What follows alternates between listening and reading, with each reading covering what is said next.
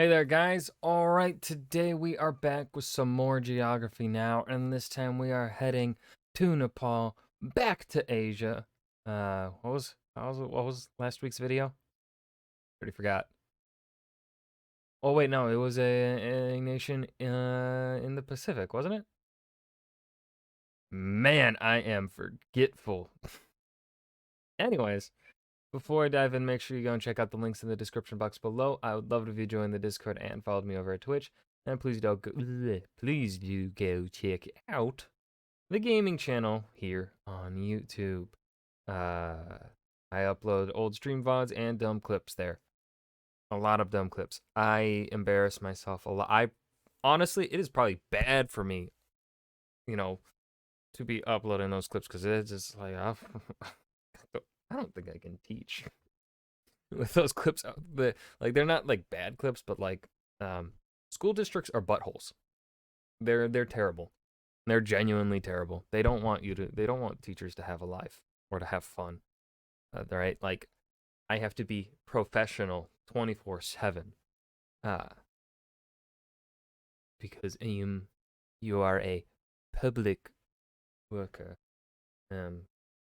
So anyways, yeah, that's why I don't work in that field anymore. It's fucking a pain in the ass. Anyways, this is Jeremy now, Nepal. I think I said everything. Jesus Christ, brain is scattered. Diving in. You know, after I made the India video, I got a lot of Nepalese people saying, "You made a mistake. Buddha was not born in India. He was born in Lumbini, which is in Nepal." to which many of the Indian subscribers were like, Yeah, but Buddhist texts say he grew up in Kapilavatthu for the first 29 years of his life, which is probably in Piprahawa, which is like a half a mile away from the Nepali border. Lies. Kapilavatthu is most likely in modern-day Tularakot. Okay, well, even if that was true, it was during the Mahajanapada era. Modern-day Nepal wasn't even established. So does it really count for Nepal? Yes, it does. yeah, this is kind of a big deal for them. All right. It's time to learn geography. Now. Hey everybody, I'm your host Barbs. All right, so what do you know about Nepal? Mount Everest, right? Yep, keep going. Sherpas. Sure. Anything else? Sherpas on Mount Everest. And that's my cue to begin the lesson. Let's look at some maps now, shall we? Nepal is often called the roof of the world. About 75% of the entire... Oh, I like that name. I like that nickname. The roof of the world. Oh, that's something you would hear in a fantasy book, or like in fucking Elder Scrolls with fantasy game. God, my brain is fucked up today. entire country is in the highest mountain chain on Earth. This means they have a very interesting civil layout. First of all, the country is landlocked, located in South Asia, sandwiched right in between India and China, locked away predominantly within the Himalayan mountain range. The country is divided into 7 provinces, only 3 of which have actual names, whereas the remaining 4 are just called province with the corresponding number. Some of these provinces have proposed names, but as of 2019, they are not yet official. Number 4 is skipped because they gave Gandaki a name back in 2018 when it used to be Province 4. Wait, so if 4 is gone now, why don't they just switch 5 to 4? Paperwork is hard. Plus, it might get a new name soon anyway, so why bother? Keep in mind, the That's a fair province point. subdivision is relatively new. Up until 2015, they actually had 14 zones, which even though they were displaced, they are still used today for license plates. The capital, Kathmandu, is located in Okay, Nepal, you're just a little bit confusing. Province 3, although it is not the capital of the province. Hetwada is. The country's largest, busiest, and only international airport is Kathmandu's Tribhuvan International. However, to relieve capacity constraints due to high tourism, work is being done to extend and make 3 more international hubs: Nijgat, Pokhara, and Gautam Buddha Airport. Oh, and keep in mind they have the most dangerous airport in the world at Tenzing Hillary or Lukla Airport, in which the runway runs off a cliff. So basically, if you don't build up enough momentum and become airborne, you free fall to your death. No joking, it's true. Now here's the thing, Nepal has... How often do people free fall to their deaths from that spot? I don't think I'll be going there in Nepal. If I ever go to Nepal, I will not be going there. I kind of like living, you know? Surprise high school me, I like it. has always kind of been like the buffer between the two giants, India and Ah. China. This in return has been both a blessing and a curse. Blessing in that nobody could really touch them, and therefore they remained one of the few countries that were never colonized. Influenced, yes. Invaded, yes. But colonized, no. This in return has made Nepal's land transport network very unique. Multiple roads enter into Nepal from India and China, but if you want to get to the economic hub Kathmandu, you have to go into the I really like though the just little delayed here reaction to that. I really like that he made that disclaimer like invaded? Yes. Influenced by colonists? Also yes.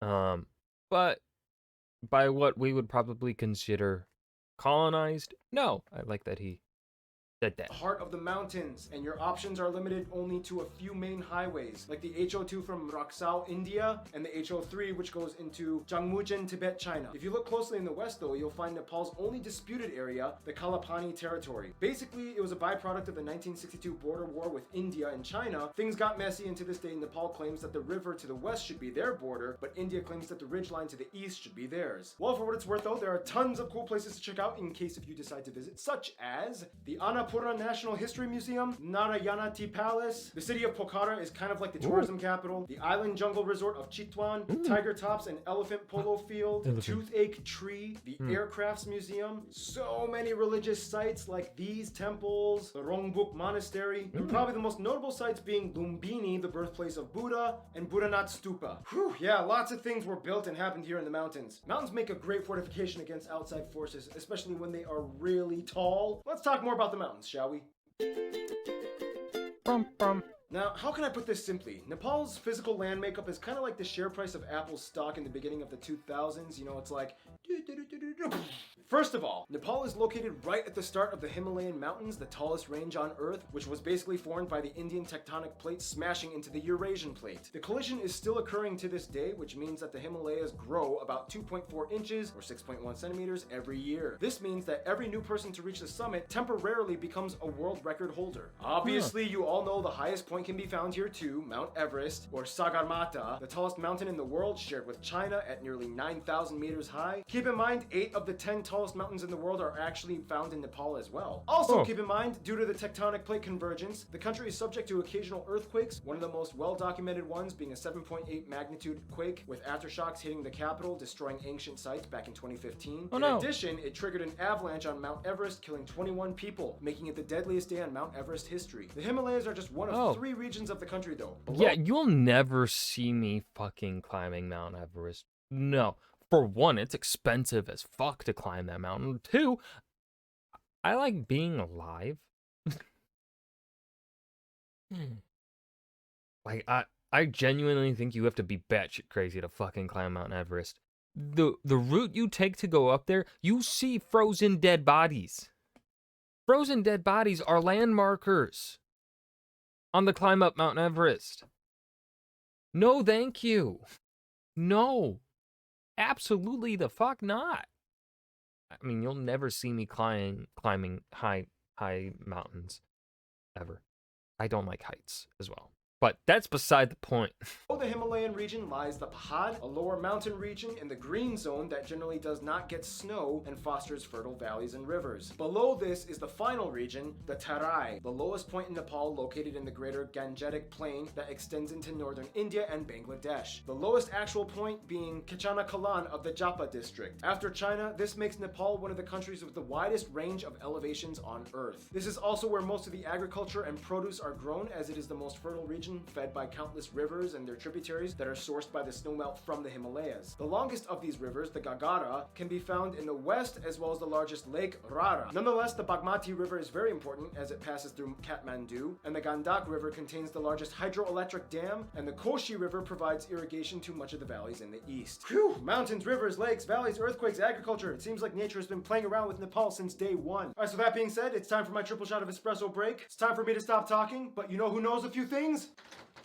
Did somebody say Noah? He's back! Now Nepal may have a Fucking lot go! of Yes! Jesus Christ, he's jacked as fuck, boy. His biceps are huge. Look at the separation here. What the fuck, Noah? He ain't even flexing, that's just casual. What the fuck? beauty, but the problem is they still have quite a way to go in terms of stabilizing their living index. Today they are still a heavily agrarian society with about 65% of the workforce employed in agriculture, and only about 20% of the land has been cultivated. About 30% of the GDP is dependent on remittances sent from abroad. More than half of the development budget comes from foreign aid. Their largest exports are actually textiles, carpets, and clothing. Nonetheless, since the 90s, they've been really trying hard to exploit the tourism sector, mostly through guided excursions up the many mountains, with Everest being the most expensive one. It's like this. All right, Ken, you get to go up Everest, but which agency will you choose? Hi, I'm the Western agency that speaks your language and caters to all your Western needs. You'll even wake up to eggs and toast with coffee in the morning. My minimum rate goes around $45,000 and up. Hi, I'm the local Nepal Isn't it like 40,000 a day though?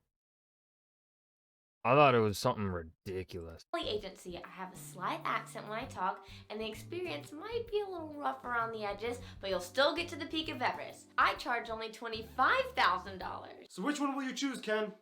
Can I just hire a helicopter for a couple $100s? So far, only one person has ever done that, and it's incredibly dangerous. Besides that, though, 40% of the country is forested. They have 9 national parks and 3 wildlife reserves. Nonetheless, the national animal is the cow. No surprise, the country is predominantly Hindu, which reveres cows as sacred animals. Many people are either vegetarian or only eat chicken and fish. Speaking of which, food! Now, there are many different people groups that have their own cuisines in Nepal, and they come in all different colors and tastes. Some of the top dishes you guys, the Geography suggested, include things like Dindo, Gundruk, Dal Bhat Takari, Takali Kanaset, Choila, Kachila, Chatamari, Nepali-style Pani Puri, Aluchana, Laping, and the one dish almost all of you mentioned, Momo dumplings. Now, these dishes I just mentioned came from the cuisines of the many different people groups you can find here. Nepal is just not Nepal without its people, which brings us to...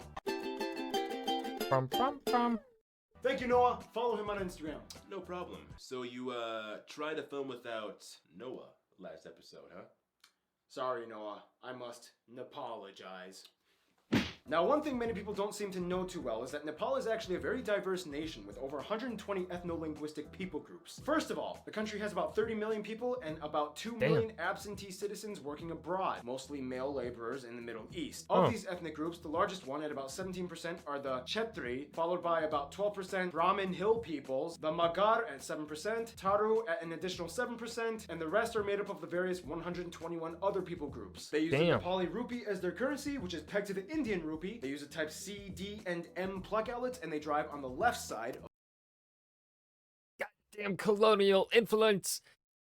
No!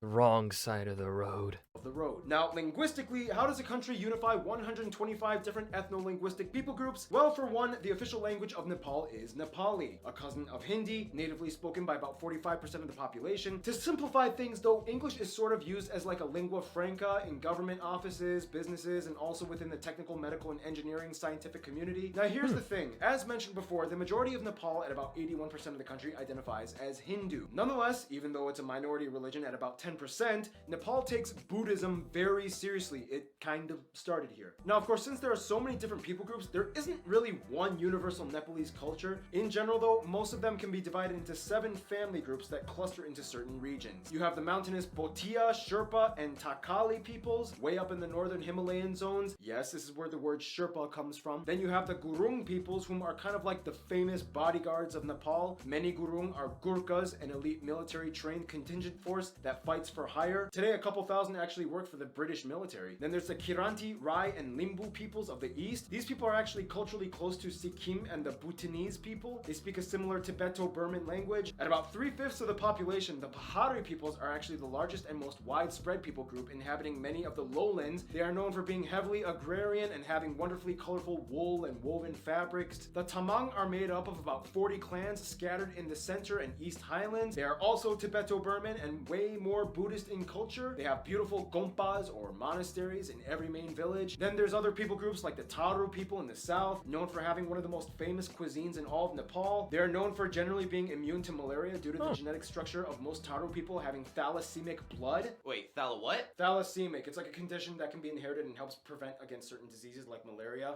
So is this gonna be like a new segment, like in the Namibia episode, where I ask what the definition is and you explain what it is? Possibly, yes. And finally, even though they make up only about 5% of the population, the one group that is kind of regarded as like the originals of Nepali national identity might be considered the Newar peoples. Found in pockets all over, mostly in cities, they are known for being the most politically, economically, and socially advanced community in Nepal. In a nutshell with culture though, in the shortest way I can put it, you kind of see like this interesting Indian-Tibetan influence fusion with Nepal. And here's Random Hannah to explain. Amongst all these groups, certain traditions are shared universally, and most are either rooted in Hinduism or Buddhism or both. The Himalayas are in themselves considered the abode of Lord Shiva, and the Hindu god plays a huge role here. Many Nepalese follow a deep-rooted tantric tradition of Hinduism or Buddhism, which allows 5 animals for ritual sacrifice. Every town has a jatra, or celebration of main god or goddess, usually followed with a procession of the statue around the town. The 15-day-long festival of Dashin is celebrated by everyone in the country. It's a huge deal. Many of you have also mentioned the Kumari, little girls that are worshipped as living goddesses until they hit puberty and the Kumari changes. And like many other South Asian countries, marriages are usually arranged and celebrated with lavish, colorful weddings. And speaking of which, that brings us to history. Thank you, Hannah. I'll take it from here. In the quickest way I can put it, Kathmandu Valley Neolithic Age. Early records of Nepal mentioned in the Vedic Hindu texts. Kirati King period. Clans and small kingdoms period. This prince guy becomes a big shot. Vassal states under these empires. Mala Kingdom state period. This dude pieced it all together in what would become modern day Nepal. Anglo-Nepali War. Treaty of Sugali. Caught massacre. Slavery abolished in 1924. Years of drama between the royals and the democratic experiments. Massacre in the royal palace. New inherited king steps down, ending Nepal's title as the last Hindu kingdom in the world. Unified Communist Party wins most seats in the assembly elections. Earthquake. First female president voted in. And here we are today. Now, That was like the most in-depth history that we got out of any country. And it was good. Holy sh- I want to know more. Hold on. Fucking the what massacre? What happened with the royal family? Fucking some Game of Thrones shit? Is that what I'm getting at? Now keep in mind, although the ruling party is called the Communist Party, and they do hold Marxist-Leninist tenets in their policy outlook, the country is not classified as a communist country, at least in the traditional unilateral sense, but rather a parliamentary republic in which the parliament has power over the head of state, even though the parliament is predominantly part of the Communist Party. But yeah, still, it is the only country with a communist majority that is not categorically communist. Weird. Anyway, here's some famous people from Nepal. So they work in the way that communism is supposed to work. Historical figures like Amshu Verma. Again, this is like going to the Great War video that was up a couple days ago when we were talking about communism.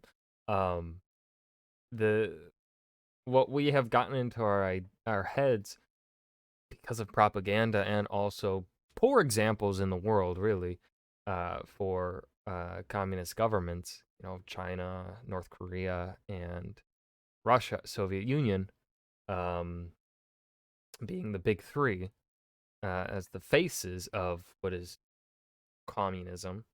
Again, I say it is not, because they are authoritarian governments, and you cannot be commune, and also be authoritarian. Right? It's here, right? They're not authoritarian, at least supposedly, maybe. And the Communist Party is working within the government parliament, representing the people. That is communist. Ish. More socialist, I guess. Princess Anyways. Prikuti, Sankadar Sakwa, Araniko, Bahadur Shah, contemporary figures like Bhimsen Thapa, Lakshmi Prasad Devkota, Jamaki Miri, Amrita Acharya, Tenzing Norge, Gopal Prasad, Anil Gurung, Gaurika Singh, Dachiri Sherpa, Sandeep Lamichane, Prabal Gurung, Chandra Bahadur Dangi, David Lama, and of course, Siddhartha Gautama, otherwise known as the Buddha. Never All heard right, of well him. that just about does it for the people. Now let's see what other people like to hang out with Nepal, or at least climb up the mountains. Shall we?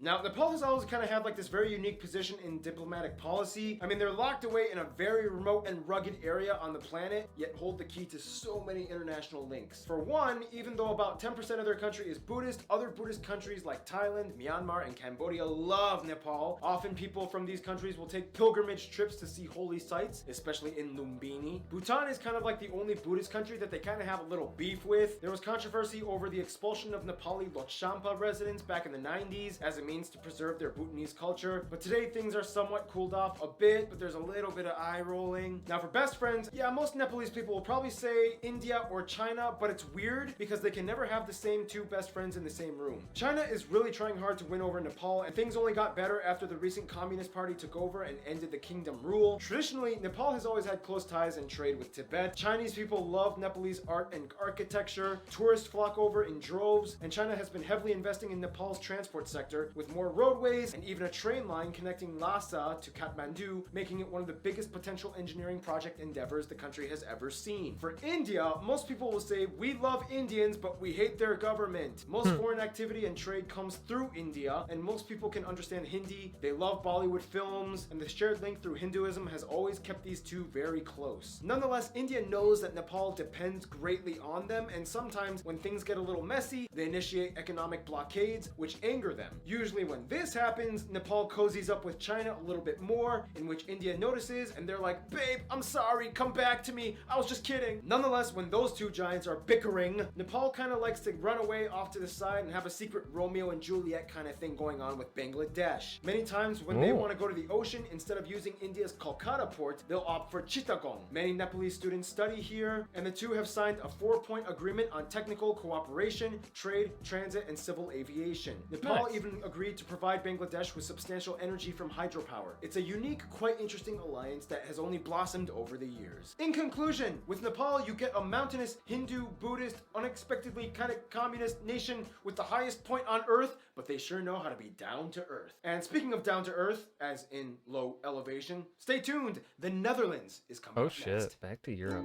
All right. And that was Geography Now, Nepal. This was a good episode. I really, really did enjoy the history segment in this Geography Now video. Of course, I don't know Nepalese history, so I couldn't really speak too much on it. But they went pretty in depth there, and I thought they did a fantastic job in terms of maintaining kind of the vibe of their channel with how they do the history segment. So I thought this was a fantastic. That was fantastic. Would have spent more time on the food, of course, as always. Just saying. But I hope you guys enjoyed. Remember to hit that like button and subscribe for more. And I will see you guys in the next video. Peace.